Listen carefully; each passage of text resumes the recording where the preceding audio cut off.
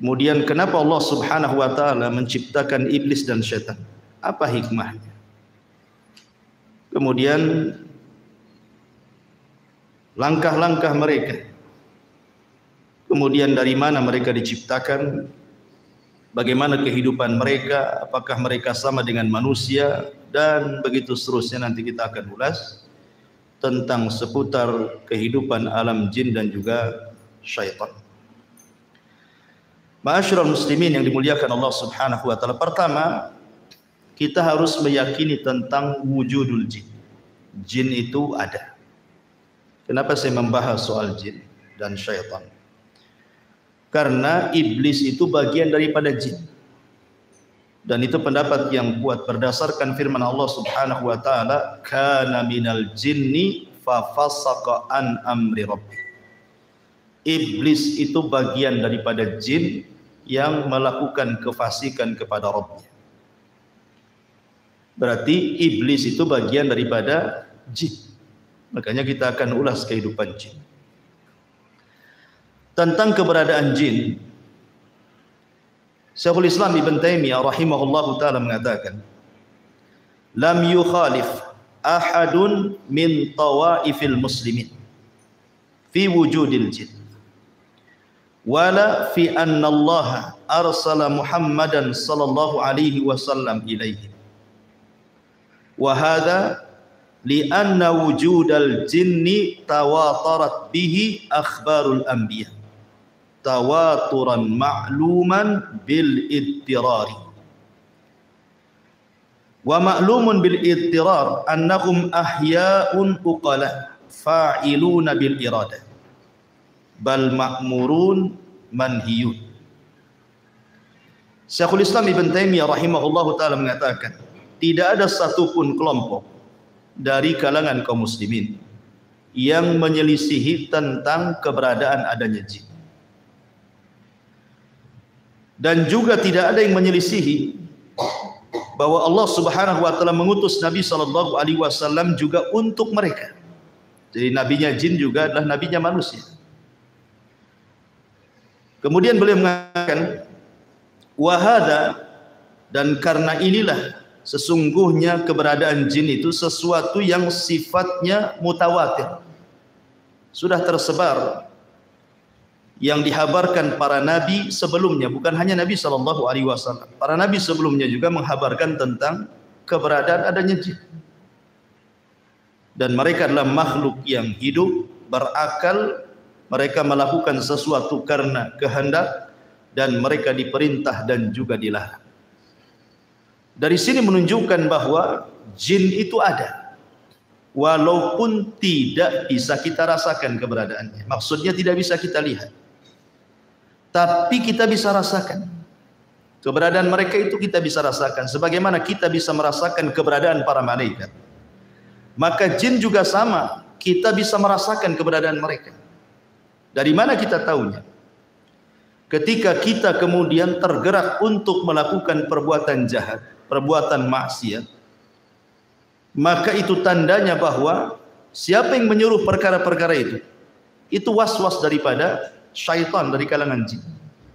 Sama ketika kita tergerak untuk mengaji ke sini, untuk ibadah, untuk taat, itu karena dorongan para malaikat.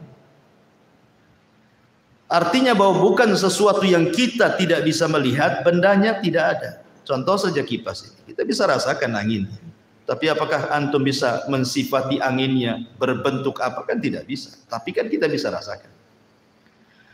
Dan Allah Subhanahu wa taala berfirman di dalam Al-Qur'anul Karim, tepat dalam surah Al-A'raf 27, "Innahu yarakum huwa wa qabiluhu min haitsu la tarawna."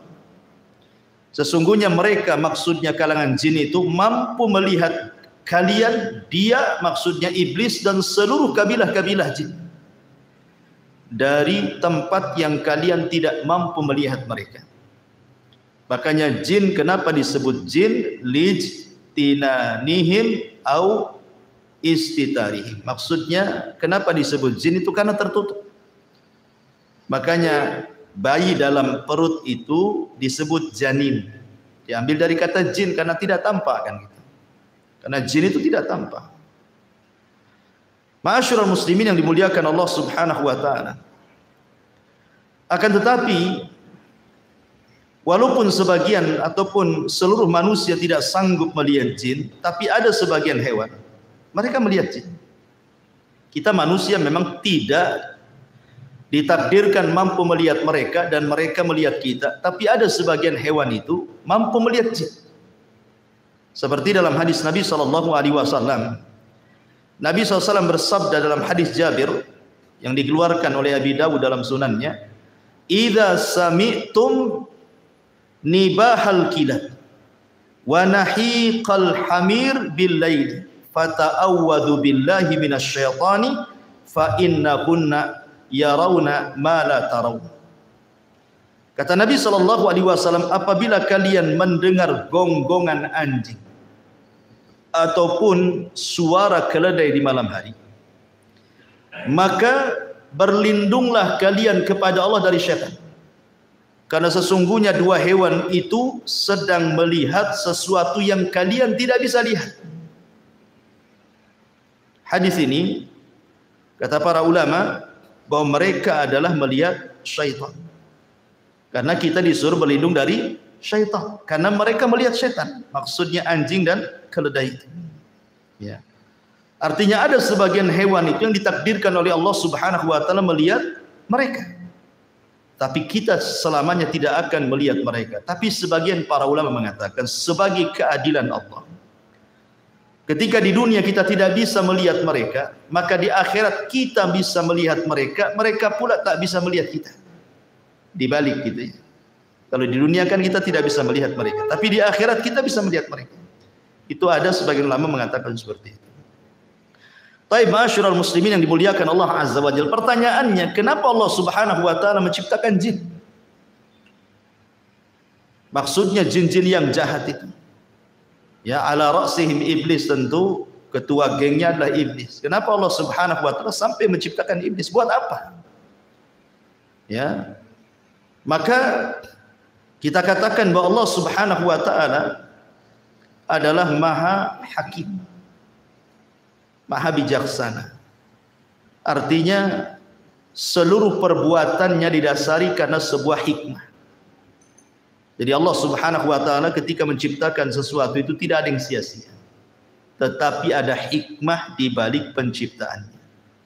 Walaupun menurut kita, buat apa Allah menciptakan keburukan, menciptakan iblis? Buat apa? Nyesatin orang saja kan itu. Tapi sekali lagi bahwa Allah Subhanahu wa taala punya hikmah al-balighah yang jelas, yang kita tidak tahu. Tapi yang jelas bahwa syaitan diciptakan oleh Allah Subhanahu wa taala, iblis dan keturunannya atau kabilah-kabilahnya jin-jin yang jahat itu diciptakan oleh Allah Subhanahu wa taala memang ditakdirkan untuk menyesatkan umat manusia. Di antaranya adalah, tapi antum perlu tahu bahwa ketika iblis itu maksiat kepada Allah Subhanahu wa taala, bukan berarti Allah Subhanahu wa taala menciptakan iblis itu kurang ajar. Sengaja diciptakan untuk kurang ajar kepada Allah, tidak. Kenapa demikian? Karena iblis itu punya ikhtiar sama dengan manusia. Dia punya kehendak sama dengan manusia, bisa membedakan mana hak mana batil. Tetapi dia malah memilih kesesatan dan meninggalkan petunjuk. Dari mana kita tahu? Dari firman Allah Subhanahu wa taala surah Al-Anfal surah 20 ataupun ayat ke-20, Allah mengatakan, wa idz zayyana lahumusy syaitanu a'malahum wa qala la ghaliba lakumul yawma minan nas wa inni jarul lakum falamma tara'atil fi'atani naqasa ala akibaihi wa qala, di sini syahidnya, inni bari'um minkum inni ara ma la tarawna inni akhafullah wallahu syadidul iqab. Dan ketika syaitan menghiasi kepada mereka orang-orang kafir jahiliyah itu tentang amal-amal mereka, maksudnya syaitan itu mengkompori, menjadi provokator supaya orang-orang kafir Quraisy itu berperang melawan Nabi. Kemudian syaitan menjanjikan, la ghaliba lakumul yaum, kalian tidak mungkin kalah dalam peperangan ini, kalian pasti menang. Ya. Wa inni jarul lakum, tenang, aku tolong kalian. Karena ketika itu iblis menjelma seseorang yang sudah tua, Syekhun Najd. ikut dalam rapat itu. Ya. Kemudian dia memberikan janji kepada orang-orang kafir Quraisy akan menolong dengan membawa pasukan kan gitu. Ketika betul-betul dua pasukan itu sudah berjumpa, pasukan orang-orang Quraisy dan juga pasukan Nabi dan para sahabatnya, nampak akan kalah tuh orang-orang Quraisy. Ketika nampak akan kalah, apa yang terjadi? Kabur iblis. Kemudian mengatakan, inni bari'um minkum, aku berlepas diri dari kalian. Inni ara ma la tarun, aku tahu apa yang kalian tidak tahu. Inni akhafullah, aku takut kepada Allah. Iblis saja takut kepada Allah kan gitu. Kenapa demikian? Wallahu syadidul iqab, karena dia tahu Allah itu kalau mengadab pasti dengan adab yang keras. Iblis tahu. Artinya tersesatnya iblis itu bukan karena Allah menciptakan iblis untuk sesat, tidak. Sesatnya iblis itu karena kehendak dia. Sama dengan manusia kan. Manusia sesat itu karena kehendaknya. Karena Allah Subhanahu wa taala sudah membuat dua jalan kan. Wa hadainahu najdain. Kami jadikan dua jalan, ini jalan ke surga, ini jalan ke neraka. Iblis pula milih jalan ke neraka. Berarti bukan karena kehendak Allah.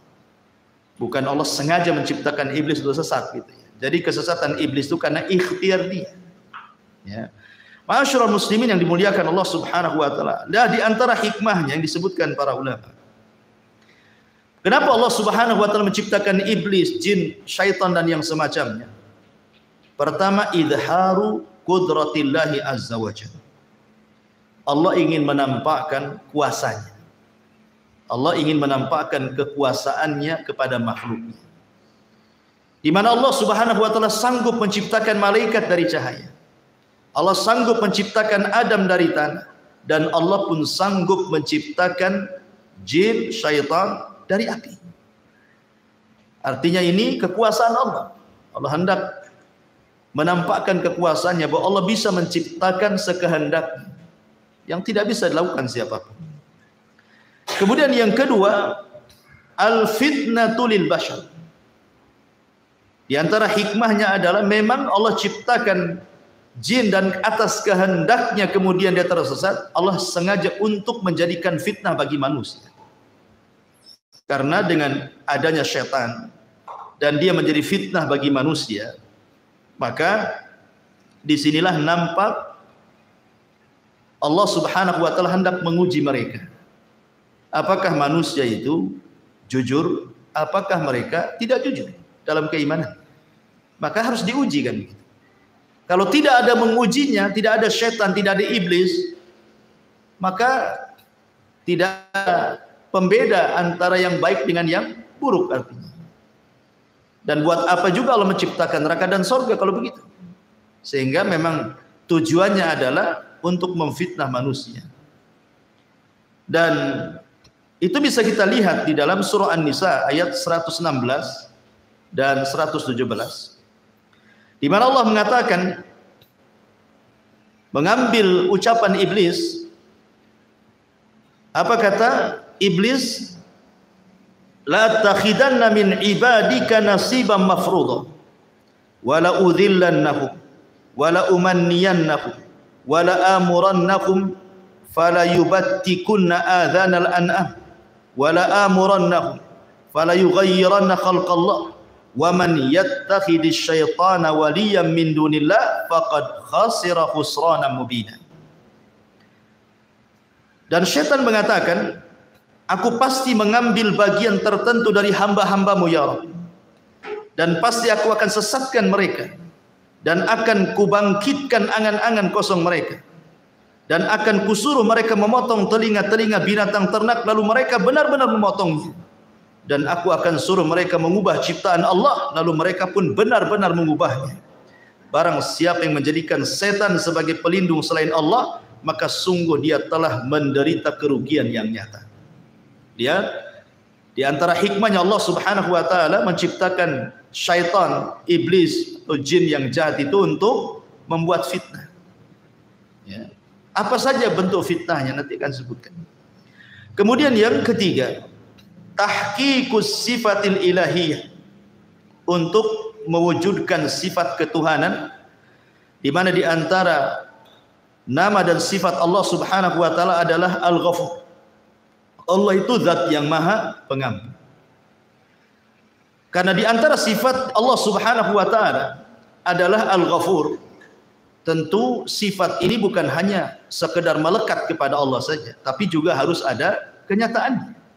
Ya. Harus ada yang berbuat salah kemudian bertobat. Maka terjadilah sifat Allah atau nama Allah Al-Ghafur, mengampuni.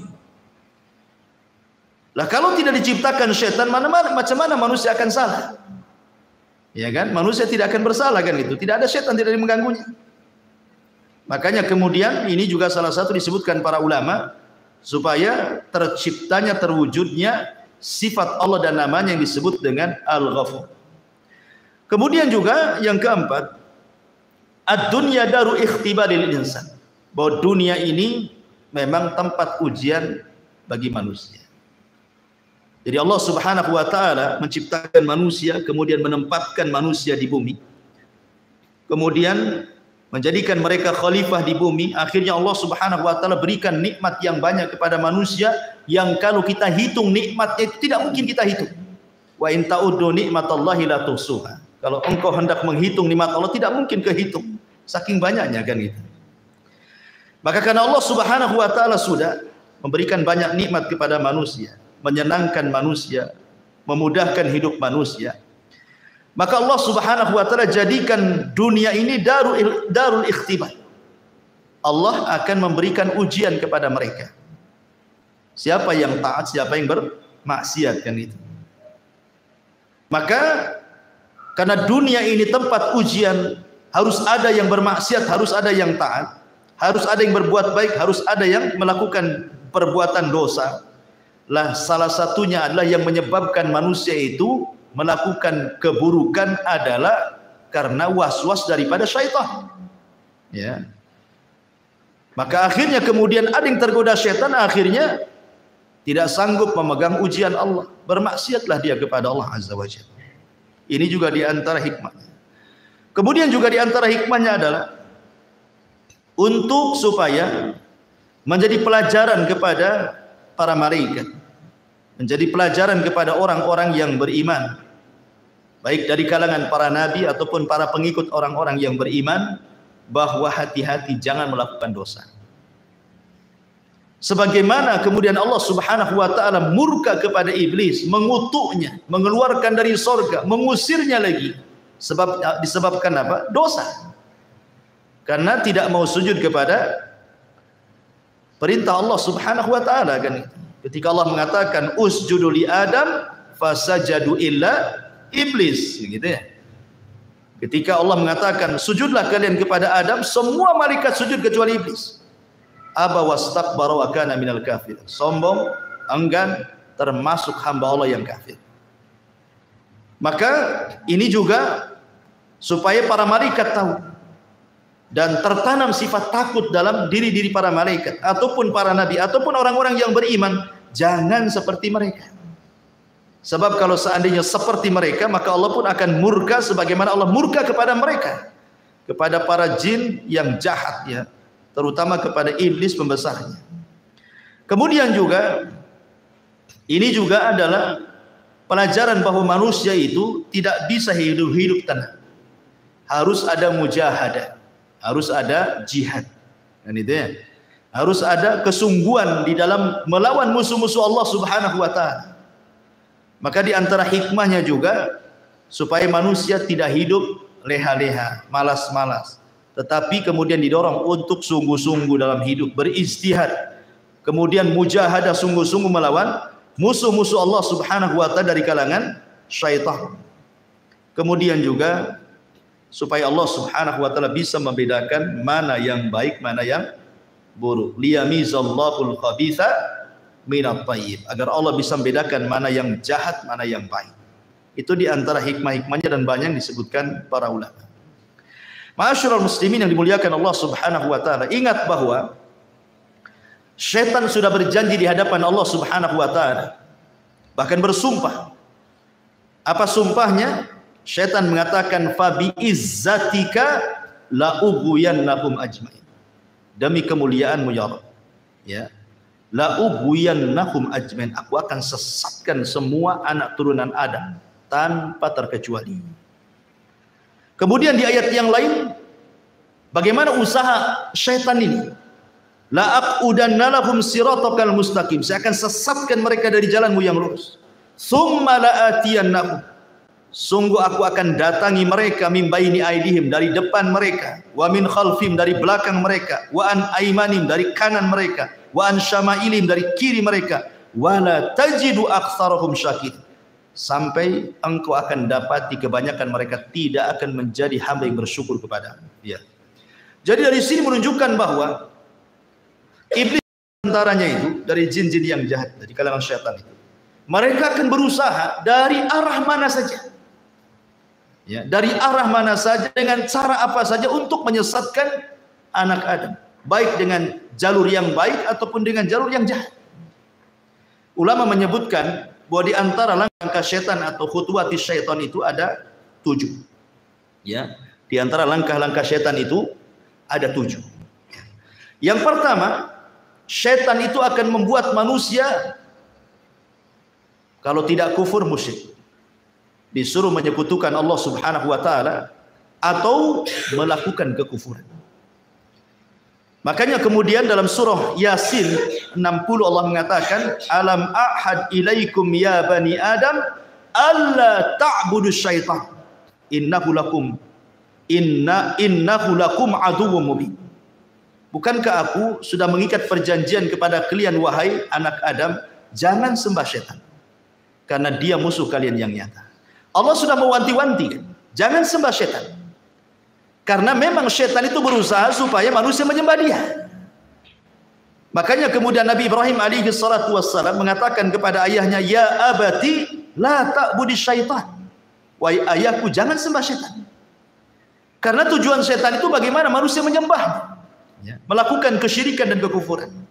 Tapi kalau tidak berhasil, tauhidnya kuat, ya, maka syaitan akan masuk ke langkah kedua. Bagaimana orang itu dibuat melakukan bid'ah. Ya. Bagaimana orang itu menyelisihi Nabi, menyelisihi sunnah-sunnah, menyelisihi petunjuk-petunjuknya. Akhirnya kemudian disesatkan dari jalan Nabi SAW. Maka mereka berusaha untuk mengacau manusia supaya jauh dari petunjuk Nabi. Makanya ketika kita bicara tentang hadis haud, hadis telaga, ada sekelompok orang itu yang tidak boleh minum, dicegat malaikat, diusir. Kemudian dikatakan oleh Nabi SAW, ummati ummati ya Rabb, mereka umatku biarkan minum. Tapi kemudian dikatakan kepada Nabi SAW, innaka la tadri ma ahdatsu ba'daka innahum ghayyaru wa baddalu. Muhammad, kau tidak tahu apa yang terjadi dengan umatmu sepeninggal. Mereka merubah-rubah syariat, mereka jauh dari petunjuk, mereka tersesat, ya, dan itu adalah langkah syaitan. Kalau tidak bisa antum melakukan itu, karena mungkin antum kuat tamasuk dengan sunnah, memegang sunnah Nabi SAW, turun ke tingkatan ketiga, antum dibuat melakukan dosa besar. Antum dibuat melakukan dosa besar. Allah Subhanahu wa taala mengatakan dalam surah Al-Baqarah ayat 268, asy-syaitan ya'idukumul faqra wa ya'murukum bil fahsya. Syaitan akan membisikkan di telinga kalian, jangan sedekah, jangan zakat, jangan infak, nanti kau fakir. Ya. Wa ya'murukum bil fahsya. Kemudian syaitan memerintahkan untuk melakukan kekejian, zina, homoseksual, lesbi, mencuri, minum khamar, macam-macam. Ya. Maka kalau tidak bisa nih, maka mungkin orang ini kuat ibadahnya, kuat takutnya kepada Allah Subhanahu wa taala, maka turun ke tingkatan keempat.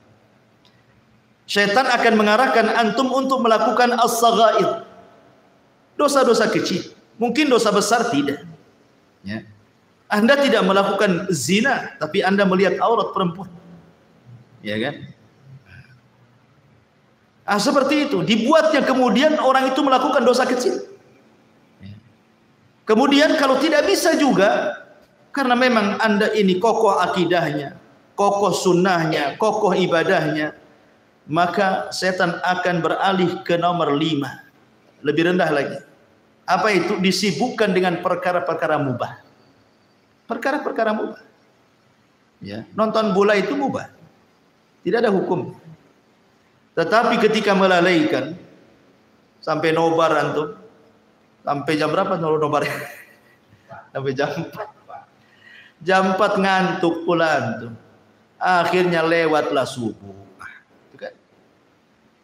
Dimudahkan seperti itu. Perkara-perkara mubah itu disibukkan dengan perkara-perkara mubah untuk apa? Untuk dilalaikan dari zikir, dari ketaatan, dari ibadah. Akhirnya dengan menyibukkan perkara yang mubah, dampaknya adalah lupa kepada ibadah. Ini yang nomor 5. Oh, tidak bisa juga rupanya. Yang nomor 5 ini tak bisa juga nih.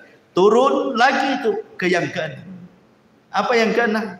Antum disibukkan dengan perkara-perkara yang tidak afdol dan meninggalkan yang afdol.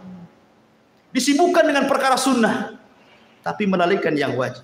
Antum sibuk sholat malam, bagus sholat malam, bagus sholat malam. Ya. Tapi subuhnya antum nguap-nguap, wah. Sholat malamnya khusyuk antum. Masya Allah, Al-Baqarah antum baca. Ya. Khusyuk sholat malamnya, subuhnya pula kelihap-kelihap nggak jelas. Itu namanya mengambil sesuatu yang mafdul, meninggalkan yang afdol namanya. Yang tidak afdol, yang sunnah antum kerjakan dengan khusyuk, dengan luar biasa, yang jelas-jelas wajib pula akhirnya antum lalaikan. Ya. Oh, ini tak bisa juga nih. Yang terakhirnya setan. Kalau sudah tidak bisa ini semuanya, maka setan tidak bekerja sendiri. Setan akan bekerja sama dengan manusia. Ini kan kerjaan setan sendiri. Dia sudah nggak sanggup nih sendirian nih. Ini harus dilawan rame-rame nih. Kerjasamalah setan dengan manusia. Ya, kerjasama dengan dukun-dukun, dengan paranormal, dengan orang-orang jahat, orang-orang zalim gitu ya. Supaya menyakiti orang dengan lisannya, memukul orang, menyihir orang, dan begitu seterusnya. Ya, itu sudah puncaknya. Ya. Inilah yang disebut dengan khutuwati syaitan, langkah-langkah syaitan. Makanya Allah mengatakan wala tattabi'u khutuwati syaitan. Janganlah kalian mengikuti langkah-langkah syaitan yang 7 ini. Kenapa? Innahu lakum aduwwum mubin. Karena dia adalah musuhmu yang nyata. Karena syaitan ini cerdas, ikhwan. Terkadang dia masuk ke makanan. Ya kan? Masuk ke makanan dia supaya manusia oke. Perkara-perkara ibadah susah dimasukkan. Masuk soal makanan. Kita tahu bahwa makanan itulah yang menumbuhkan daging manusia. Yang mempengaruhi manusia itu makanan dan minuman. Maka setan berusaha bagaimana kemudian orang ini memasukkan makanan yang haram, minuman yang haram. Entah zatnya haram atau cara mengambilnya dengan cara haram. Supaya kalau nanti dia berdoa tidak mustajab lagi doanya. Sebagaimana hadis Nabi SAW ketika menyebutkan dzakara ar-rajul yutilus safar asy'atha aghbar yamuddu yadayhi faqala ya rabbi, kata Rasulullah, mat'amu haramun wa mashrabu haramun wa malbasu haramun wa ghadiya bil haram, kaifa yustajabul, kata Rasul. Ada orang yang berdoa tinggi-tinggi memelas, ya Rabb, ya Rabb. Dia sudah miskin, dia musafir, dia mengangkat kedua tangannya. Itu 4 perkara yang jelas-jelas mustajab doa. Mustajab doa itu 1, musafir. Musafir itu mustajab doanya. Ya, makanya kalau ada musafir datang ke rumah antum, tamu dari jauh gitu ya, minta doanya, mustajab itu doanya. Ya. Kemudian yang kedua, fakir, miskin. Orang miskin itu mustajab doanya karena kalau berdoa ikhlas orang miskin itu. Kemudian mengangkat kedua tangan. Rasul mengatakan innallaha hayyun karim yastahyi idza rafa'a yadayhi yastahyi li 'abdin idza rafa'a yadayhi an yaruddahu masifra. Allah itu zat yang maha malu tapi maha pemurah. Allah malu kalau ada hamba yang mengangkat tangan seperti ini berdoa, maksudnya doa masalah bukan doa ibadah. Kemudian Allah biarkan kosong tuh tangannya. Allah malu. Ya. Kemudian yang keempat, memelas. Ya. Karena di antara asbab mustajab doa kata Rasul itu memelas, terus mengeluh, itu salah satu mustajab doa. Artinya orang ini punya 4 syarat harusnya diijabahkan doanya, tapi tidak diijabah juga. Kenapa? Ya kata Rasul, bagaimana akan diijabah? Makanannya, minumannya, ya kan, dari yang haram. Pakaiannya dari yang haram. Dibesarkan dari benda yang haram. Fa kaifa yustajabul? Bagaimana akan dikabulkan? Lah setan masuk dari jalur ini. Ya. Dia berusaha untuk mengacau makanan orang. Ya. Karena tahu bahwa perut ini adalah bagian daripada syahwat. Ya. Perut ini bagian daripada syahwat. Syahwat itu dari leher ke atas dan dari leher ke bawah. Itu syahwat. Ya. Dari leher ke atas, mata, telinga, otak, ini bisa melakukan syahwat. Memandang yang diharamkan, mendengar yang diharamkan, mengucapkan sesuatu yang diharamkan, berpikir yang jorok yang diharamkan. Dari leher ke bawah ada perut dan kemaluan. Lah itu setan berusaha untuk menghiasi itu semua tuh. Seperti itu langkah-langkah setan. Ikhwatu fiddin, muliakan Allah Azza wa Jal. Kemudian setan masuk dari dua jalan. Pertama dari syubhat, yang kedua dari syahwat.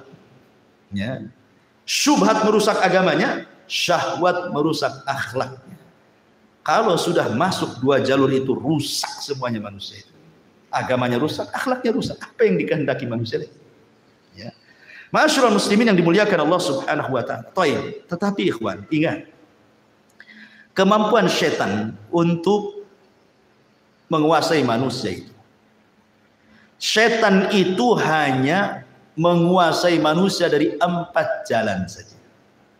Ingat, setan itu hanya bisa menguasai manusia dari 4 jalan. Tidak lebih. Ya. Pertama, at-tazyib, berusaha menghiasi. Yang hak dihiasi jadi batil. Yang batil dihiasi jadi hak. Yang jahat dihiasi jadi baik. Yang baik dihiasi jadi jelek. Dan begitu seterusnya. Hanya menghias-hias saja. Yang kedua, at-taswil. Dibuat manusia itu diangan-angan. Dibuat angan-angan. Ya. Tulul amal. Dibuat angan-angan setinggi langit. Ya. Tapi tak punya sayap. Mau terbang. Hanya angan-angan saja. Pengen kaya. Ya. Pengen ini, pengen itu. Pokoknya dibuat angan-angan sama setan. Ya. Kemudian yang ketiga, al-waswas. Dibuat was-was. Ya. Kehidupannya di-was-was. Kemudian yang keempat, an-nazbu. Digoda, diraih. Inilah setan, kemampuan kepada manusia cuman ini saja. Tetapi hebatnya, walaupun dengan 4 ini, betapa banyak, berapa juta manusia disesatkan oleh setan. Ya, ingat, setan itu tidak bisa maksa manusia, enggak. Kamu jangan sholat, tidak bisa. Setan nggak akan bisa memaksa orang. Ya, setan itu tidak mungkin memaksa orang. Setan itu hanya mampu untuk 4 perkara saja. Dia tidak bisa menyakiti orang. Ya, tidak bisa. Jadi menyesatkan Bani Adam itu cuma dari 4 ini saja. Tapi dengan 4 perkara ini, subhanallah, jutaan manusia tersesatkan. Hebatnya setan. Mana dalilnya? Pertama, surah Al-A'raf ayat 200. Allah mengatakan, wa imma yanzaghannaka minasyaitani nazghun fasta'id billah innahu sami'un alim. Dan jika setan datang menggodamu. Ini pertama menggoda nih. Ya, gimana lah orang menggoda? Kan antum tahu menggoda istri antum kan antum tahu. Ya, istri goda antum pengen uang kan tahulah, paham. Itulah arti menggoda. Ya. Lah setan tuh goda kita juga gitu. Maksiat, jangan tidur, maksiat sana. Kan digoda-goda kan? Ya. Enak loh maksiat itu. Ya. Ma'asyiral muslimin yang dimuliakan Allah Azza wa Jalla. Kemudian Allah mengatakan, jika setan datang menggodamu, maka berlindunglah kepada Allah, sungguh Dia Maha mendengar lagi Maha mengetahui. Ini yang pertama. Yang kedua, Allah mengatakan dalam surah Al-Anfal ayat 48. Ya.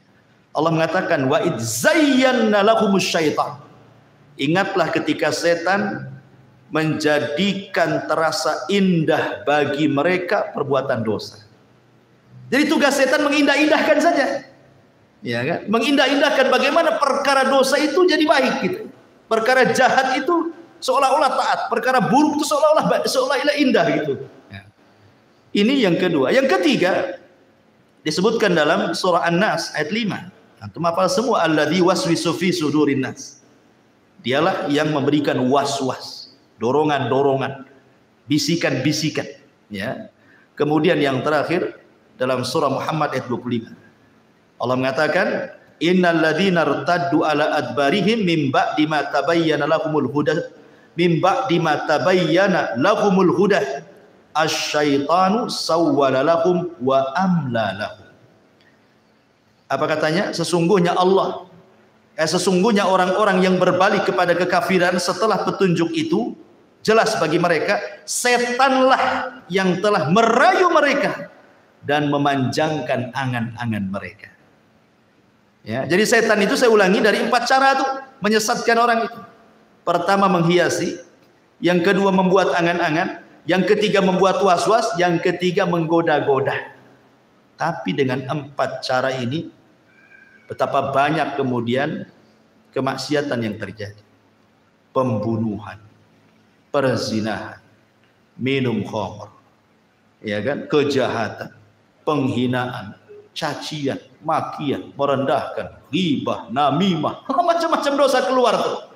Ya kan? Lihat ketika Qabil membunuh Habil. Siapa yang ngasih waswas Qabil? Syaitan. Bil, tengoklah tuh cewek yang akan kau nikahi. Tengok pula kembaranmu cantik mana, kan begitu. Tengoknya kembarannya lebih cantik. Tengok kembaran Habil kok tak cantik. Tak mau saya. Kan gitu ya. Dia digoda. Coba bayangkan. Akhirnya berakhir apa? Dibunuh pula si Habil. Hanya gara-gara godaan bisa bunuh orang. Ya. Hanya gara-gara godaan bisa bunuh orang. Ingat kisah Abid Bani Israel yang dititipi seorang wanita. Ya, awalnya baik-baik saja, tapi naruh makanan di depan pintu, setan datang. Kok ini ulama Bani Israel? Tak sopan kau naruh makanan di depan pintu. Ketuklah pintunya, ucapkan salam, nanti mati kau tak tahu katanya. Akhirnya ngetuk pintu, selama itu dia tidak pernah mendengar suara perempuan. Ketika assalamualaikum, dia waalaikumsalam, setan masuk. Oh, indah juga itu suaranya. Baru suaranya tuh. Kadang-kadang suara itu menipu. Dulu belum ada televisi, masih pakai radio. Antum dengar suara perempuan siaran di radio itu, kayaknya indah suara, cantik, padahal orang hitam. Ya, jelek kan? Kadang-kadang orang kan terpengaruh dengan suara kan? Iya kan? Mulailah dia. Setan datang lagi, tak sopan lah. Hanya naruh ngetuk pintu. Tanyalah kebutuhannya. Mungkin dia butuh apa-apa. Boleh tanya. Ya. Akhirnya ditanya, bagaimana kondisimu? Baik, apa butuhmu? Ini. Lama-lama kata setan, tak bagus juga. Dia sudah lama ditinggalkan saudaranya. Dia pun perlu ngobrol, boring, stres katanya. Akhirnya ngobrol, zina, hamil. Setelah hamil apa? Setan ngomong, nanti kalau saudaranya datang dari jihad, tahu kau yang menghamilinya, kau akan dibunuh. Kalau kau ingin selamat, bunuh bayinya, hilangkan barang buktinya. Mulai membunuh. Ya, sudah dibunuh bayinya, datang pula setan. Apa wanita itu tidak akan cerita sama saudaranya? Pasti cerita juga tuh. Sebaiknya kau bunuh juga daripada kau dibunuh. Dibunuh semuanya, habis sebenarnya. Sampai di sini tidak juga. Akhirnya saudaranya datang dari jihad, nanya adiknya. Kata setan, berdusta saja. Ya, bilang saja pergi, entah kemana. Dibilangnya tidak ada pergi. Ya percaya saja yang ngomong ustadz, ya, yang ngomong ahli ibadah. Ibadahnya orang yang paling khusyuk di Bani Israel. Ya percaya saja lah. Rupanya saudaranya pulang, setan masuk ke saudaranya dalam mimpi. Dikasih tahu bahwa yang membunuh adalah si pendeta itu. Oh, marah saudaranya. Berangkat dia. Sebelum datang setan pula datang ke pendetanya. Itu saudaranya sudah datang bawa pedang tuh. Membunuh kamu. Kau ingin selamat? Gampang, sujud sama aku katanya. Sujud dia. Datang saudara ditebas kepalanya. Lagi sujud sama setan, mati dia. Subhanallah. Tuh, bayangkan kan, khutuwatus syaitan. Ya, macam-macam dosa dilakukan dia sampai ke tingkat kufur menyembah setan. Begitulah setan menggoda anak Adam, ma'asyiral muslimin yang dimuliakan Allah Azza wa Jalla. Dari sini kita harus mengenal, setelah kita tahu langkah-langkahnya, maka kita harus tahu juga waktu-waktu setan. Kemudian tempat-tempat setan. Harus mengenal bagaimana setan bermuamalah dengan manusia. Kita harus kenal supaya kita bisa menjauhinya. Adapun waktu-waktu syaitan pernah saya jelaskan bahwa waktu syaitan itu ada 3. Pertama, mendekati waktu maghrib. Nabi SAW bersabda dalam sebuah hadis bahwa apabila datang menjelang maghrib, istajnahal lailu, au kana janhul laili fakuffu sibyanakum fa inna syaitan tantashiru hina idzin. Kata Rasul, apabila mendekati waktu maghrib, ya, menjelang terbenamnya matahari, kata Nabi SAW, tahan anak-anak kalian, jangan main di luar rumah, masukkan ke rumah, kunci jendela, kunci pintu. Itu setan lagi menyebar di mana-mana. Ya, setan lagi banyak di mana-mana. Kenapa? Dikhawatirkan setan akan masuk ke anak-anak kita. Ya, bisa saja kemudian kesurupan dan begitu seterusnya, kan itu. Makanya waktu ini jangan sampai kemudian mengeluarkan anak-anaknya. Ini namanya waktu setan. Ini satu. Yang kedua, waktu setan itu ba'da isya sampai sepertiga malam, panjang waktunya.